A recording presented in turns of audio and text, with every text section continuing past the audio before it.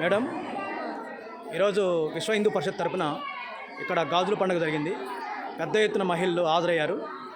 ఈ ఏర్పాట్లపై జరుగుతున్న కార్యక్రమాలకి మీరు యొక్క స్పందన ఏమిటని చెప్పండి మేడం.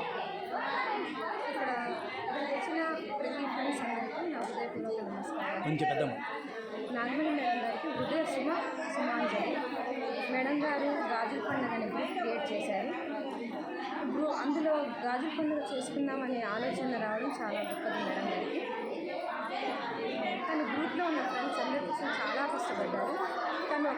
తను ఒక్కరే షాపింగ్ చేసి బ్యాంగిల్స్, పసుపు, కుంకుమ, ప్రైజెస్ అన్నీ మనందరి కోసం కొన్ని తీసుకొని వచ్చి అటు ఇంట్లో పని చేసుకుంటూ ఇటు షాపింగ్ చేయడం, మళ్ళీ మన గ్రూప్లో ఎప్పటికప్పుడు మెసేజ్ పెట్టి ఫ్రెండ్స్కి ఇవ్వడము, మధ్యలో తన ఫన్నీగా మాట్లాడడం, సరదాగా జోక్స్ చేయడం, 400 మెంబర్స్ ఫ్రెండ్స్ అందరినీ ఒకే ట్రాక్ మీద నడిపేయడం చాలా గొప్ప విషయం. గ్రూప్లో యాక్టివ్గా ఉంటూ అందరినీ ఎంకరేజ్ చేస్తూ ముందుకు నడిపించారు. అలాగే ప్రతి ఇంట్లో ఏదో ఒక సమస్యతో బాధపడుతూనే ఉంటారు. ఫైనాన్షియల్గా పిల్లలు ప్రాబ్లమ్స్ ఏదో ఒక ప్రాబ్లంతో టెన్షన్ పడుతూనే ఉంటారు, మెంటలీ టెన్షన్.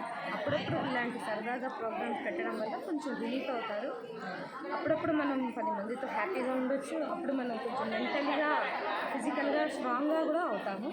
400 మెంబర్స్ని కోసం హెల్ప్ తీసుకోకుండా తను ఒక్కరే one and only women lady singer లాగా సక్సెస్ఫుల్ చేశారు. చాలా థ్యాంక్స్ అండి. ఓకే, బహుమతులు అందజేశారు, ఇవి ప్రోగ్రామ్స్ పెట్టారు. అది ఎలా ఉంది, మీకు ఎలా అనిపించింది? చాలా సంతోషంగా, హ్యాపీగా అనిపించిందండి. ఇలా చేయడం కూడా చాలా గ్రేట్. అసలు అట్లా థాట్ రావడమే చాలా గ్రేట్. అందరికీ ప్రైజెస్, బెలూన్స్ గేమ్స్ అని 11 స్కూల్ అందులో గేమ్స్ పెట్టడం, రన్నరప్ ఫస్ట్ విన్ అయిన వాళ్ళకి ప్రైజెస్ ఇవ్వడము, నెక్స్ట్ మధ్యాహ్నం భోజనాలు అన్నీ బాగా అరేంజ్ చేశారు మేడం గారు. మహిళలు ఈ ఏర్పాట్లపై ఎలా స్పందించారు? చాలా హ్యాపీగా, అసలు చాలా అందరూ సంతోషంగా ఫీల్ అయ్యారు. ఇక్కడికి వచ్చిన తర్వాత అందరూ హ్యాపీగా ఫీల్ అయ్యారు. మెంటలీ టెన్షన్ కూడా పోయింది. కొంచెం హ్యాపీగా, ఆనందంగా ఆడుకున్నారు. చిన్నప్పుడు గేమ్స్ అవన్నీ గుర్తు తెచ్చుకొని ఆటలు ఆడుకున్నారు, పాటలు పాడుకున్నారు. చాలా ఎంటర్టైన్మెంట్గా చేశారు.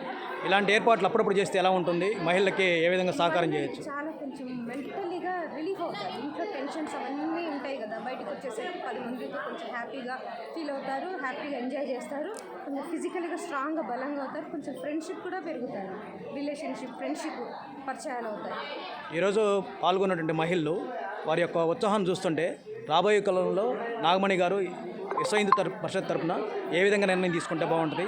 మహిళలను మళ్ళీ ఈ విధంగా ప్రోత్సహించాలంటే ఏం చేస్తే రాబోయే రోజుల్లో ఎలా చేయాలి? ఇంకా ఇలాంటి ప్రోగ్రామ్స్ ఇంకా చాలా కొన్ని, ఇంకా మహిళలకి ఇంకా చాలా ప్రోగ్రామ్స్ కండక్ట్ చేస్తే బాగుంటుంది.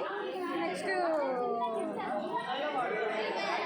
ఇలాంటి ప్రోగ్రామ్స్ సంవత్సరంలో ఎన్ని పెడితే బాగుంటుంది? సంవత్సరంలో ఒక 4 months పెడితే చాలు. ఒక 3 కండక్ట్ చేస్తే చాలు.